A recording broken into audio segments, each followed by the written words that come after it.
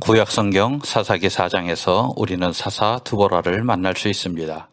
옛날 한옛날 3300년 전에 사사 에훗이 살아있는 동안 80년이 넘게 평화가 이어졌습니다. 그는 위대한 사사였습니다. 모든 전투에서 승리했습니다. 이스라엘의 안보는 튼튼했고 그의 기도는 항상 응답받았습니다. 그러나 어떤 영웅도 자연 법칙은 거스를 수 없었습니다. 100세가 되어서 그의 영혼은 하나님 나라로 올라갔고 그의 몸은 흙으로 돌아갔습니다. 한편 한 세기의 평화 가운데 이스라엘 백성들은 서서히 하나님을 잊어갔습니다. 이웃 나라들은 약했고 그래서 이스라엘 군대도 나약해졌습니다. 사사 에훗이 죽은 후에 이스라엘 자손이 또 여호와 보시기에 악한 삶을 살기 시작했습니다. 무엇이 하나님 앞에서 악한 것입니까? 첫째는 하나님 말고 다른 신을 섬기는 것입니다. 둘째는 우상을 만들어서 하나님의 위대하심을 제약하는 것입니다. 셋째는 다른 사람을 못 살게 구는 것입니다. 20세기 내내 그리고 21세기에 들어서서도 아르헨티나는 지속적으로 하나님께로부터 멀어져 가고 있습니다. 그리고 미래를 향한 혁신과 발전을 멀리하고 과거의 영광만을 회상하며 현실에 안주하고 있습니다.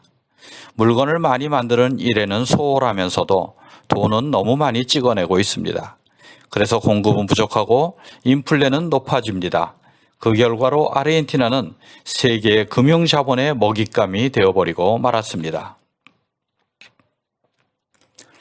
다시 3000년 전으로 돌아가서 이스라엘의 범죄에 진노한 여호와 하나님께서 하솔에 도읍한 가나안 왕 야빈의 손에 그들을 파셨습니다.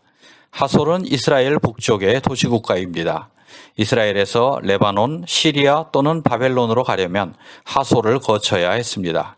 국제무역의 중심지로서 부유한 도시였는데 야빈의 시대에 전성기를 맞았습니다. 야빈 왕의 군대 장관은 이방 하로셋에 사는 시스라입니다. 가나안 왕 야빈은 조금씩 힘을 길렀습니다. 군비를 증강해서 마침내 900대의 철병거를 확보했습니다. 에훗의 전성기에는 이스라엘도 가상적 국가 같은 규모로 군비를 확충하고 전쟁을 준비했었습니다. 그러나 그의 말년에 예리했던 정신력은 느슨해졌고 군대는 부패했으며 군비는 빼돌려져서 엉뚱하게 쉬었습니다. 군비가 증강될수록 백성들은 도탄에 빠졌고 반면에 군대는 더욱 약해졌습니다. 준비된 신흥강자 야빈이 가나안을 지배하기 시작했습니다. 결국 하솔왕 야빈의 침략으로 나라가 망하는 결과를 초래했습니다. 야빈 왕은 철병거 900승의 대전차 군단을 확보하여 이스라엘을 공격하였고 그리고 승리하였습니다. 야빈은 20년 동안 식민지가 된 이스라엘을 심히 학대하였습니다. 피눈물의 시대가 도래했습니다. 이스라엘은 불쌍한 식민지가 되었고 야빈의 폭정으로 어떤 전쟁의 희생도 식민지 노예 생활보다는 낫다는 교훈을 이스라엘에게 주었습니다. 20년의 고통의 세월이 지나서야 이스라엘은 하나님을 기억하기 시작했습니다. 옛날 이집트 라암세스에 마련된 400년의 생존 기반을 하루아침에 다 내버리고 자유를 찾아 떠났던 조상들의 출애굽의 결단을 기억했습니다. 모든 것을 잃어버리고 거짓된 평화로 자기를 속이다가 바닥까지 떨어져서 지옥을 맛보던 이스라엘은 피눈물을 흘리면서 기도하기 시작했습니다. 하나님은 기도를 들으시고 응답해 주셨습니다. 그 당시 식민지 이스라엘의 지도자는 라피돗에 사는 여선지자 드보라였습니다. 여선지자 드보라는 바알과 아세라의 사제들이 판치는 가운데 탄압받는 식민지에서 여호와 하나님의 선지자로서 차별받고 외면받고 조롱당하고 높은 세금으로 고통당하며 살았습니다. 오직 기도와 구원을 기다리는 소망으로 하루하루를 견디며 하나님의 백성들에게 한 줄기 빛이 되고 있었습니다. 이스라엘의 소망은 오직 여호와 하나님과 하나님의 선지자 드보라뿐이었습니다. 현명한 그녀는 백성들 간의 분쟁을 조정했고 갈팡질팡하는 나란 일에 갈 길을 제시했습니다. 드보라는 자신이 하나님의 선지자이지만 군대의 지휘자가 되기에는 적합하지 않다는 것을 알았습니다. 자기가 모든 것을 다 하겠다고 고집부리지 않았습니다. 여자가 전쟁하던 시절이 아니었습니다. 여자가 군인이 되어 전쟁에 나선 것은 정말 최근의 일이었고 그나마 전선에서 피를 흘리며 싸우는 일은 아직도 매우 드뭅니다. 그녀는 전쟁을 더 잘하는 리더를 찾았습니다. 드보라가 바락을 불렀습니다. 그리고 그에게 하나님의 명령을 전했습니다. 너는 납달리 자손과 스불론 자손 1만 명을 거느리고 다볼산으로 가라. 내가 야빈의 군대장관 시스라와 그 병거들과 그 무리를 기손강으로 이끌어 네게 이르게 하고 그를 네 손에 붙이리라. 하나님께서 오늘 우리에게 말씀하십니다. 두려워 말라. 믿는 자들은 힘을 합쳐서 하나님의 대적 마귀의 세력과 싸우라. 그들이 아무리 강대해도 너희 하나님을 이길 수는 없다. 말씀하십니다. 코로나19가 아무리 대책 없는 전염병이라고 할지라도 하나님께서는 우리에게 피할 길을 허락하십니다. 국제금융자본이 아무리 강대해도 하나님의 보호하심은 돈으로 무너뜨릴 수 없습니다. 하나님을 믿고 하나님의 명령을 지키면 우리는 영적으로 강해지고 육신적으로 건강해지고 물질적으로 풍요로워집니다. 누구라도 하나님과 함께하면 승리합니다. 바락은 싸움을 잘하는 장군이었지만 워낙에 이스라엘과 야빈의 군사력 차이가 컸습니다. 게다가 이스라엘이 전부 참전하는 것도 아니고 북쪽 국경지대 여러 지파들 납달리, 스불론 그리고 에브라임만 참전한다고 합니다.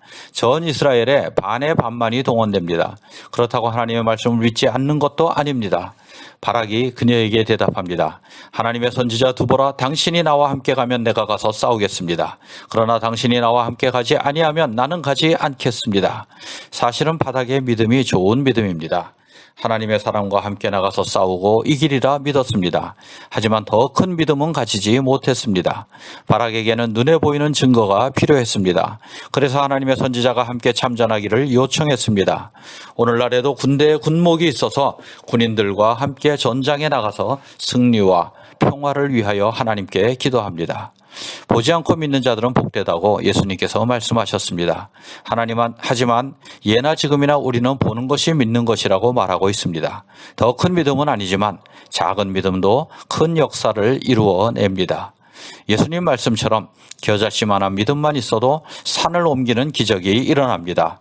바락은 작은 믿음을 가지고 이스라엘의 전쟁에서 승리할 수 있었습니다. 여선지자 드보라는 이를 수락했습니다. 그러면서 말합니다. 내가 반드시 당신과 함께 가겠습니다. 드보라는 죽음이 휩쓰는 전장에 나아갔습니다. 후방에서 지적질이나 하지 않았습니다. 하나님이 보내시고 백성들이 부르는 곳으로 그녀는 갔습니다. 하나님이 지켜주심을 믿고 나아갔습니다. 죽으면 죽으리라는 각오로 부르심에 응답했습니다. 그러나 작은 믿음에는 작은 영광이 따라옵니다. 드보라가 말합니다. 바락 장군, 당신이 이제 가는 일로는 영광을 얻지 못할 것입니다. 이는 여호와께서 시스라를 여인의 손에 파실 것이기 때문입니다. 하나님께서 이번에는 여성 중심의 전쟁과 평화를 준비하셨습니다. 여선지자가 회복의 가치를 일으키고 이방 여자가 전쟁의 이정표를 찍는 특별한 역사입니다. 하나님께서는 약한 자들의 손길을 들어서 강하게 쓰십니다. 그래서 내가가 아니고 하나님이 이루셨다고 간증하게 말씀하십니다. 바락이 스불론 지파와 납달리 지파를 게데스로 소집했습니다. 1만의 군대가 그를 따라 전선으로 올라가고 드보라도 그와 함께 올라갑니다. 모세와 여호수아의 시대에는 두세 부족이면 10만 대군을 모을 수 있었지만 지금은 그 국력이 열의 하나로 줄었습니다. 드보라와 바락은 10만을 모으려고 기다리지 않았습니다. 1만의 군사밖에는 없었지만 즉시 움직였습니다. 모세의 장인 호밥은 게엔 사람입니다. 그들은 이스라엘 남쪽 시내 광야에 살았습니다.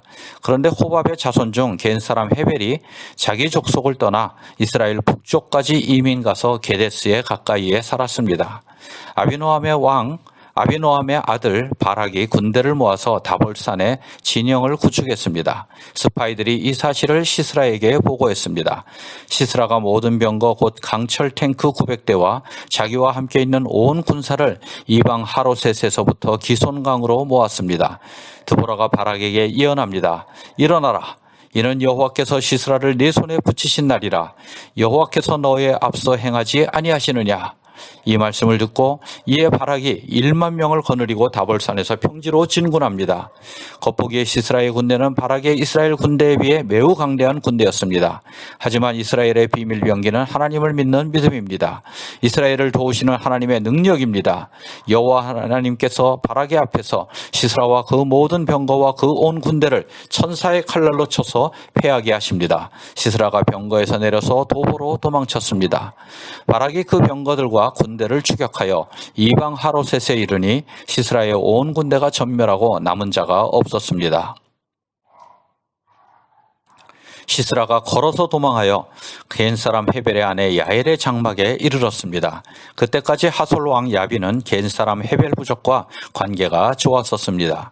야엘이 나가 시스라를 영접합니다. 장군님 여기서 쉬어 가십시오. 걱정하지 말고 푹 쉬고 후일을 도모하십시오. 하고 말하며 숙소를 제공하였습니다.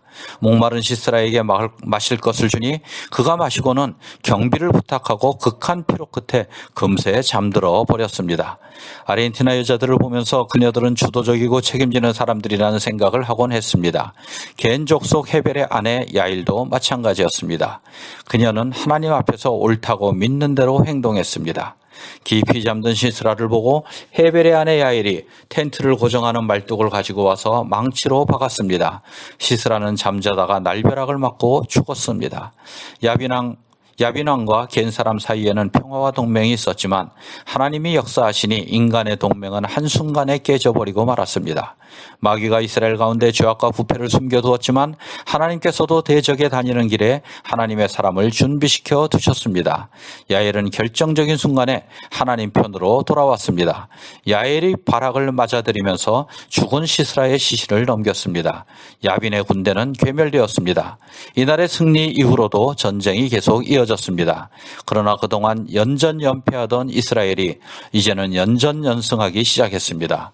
결국 야빈의 왕국은 멸망했고 이스라엘은 사사 드보라의 치세 아래 40년의 달콤한 평화가 다시 찾아왔습니다.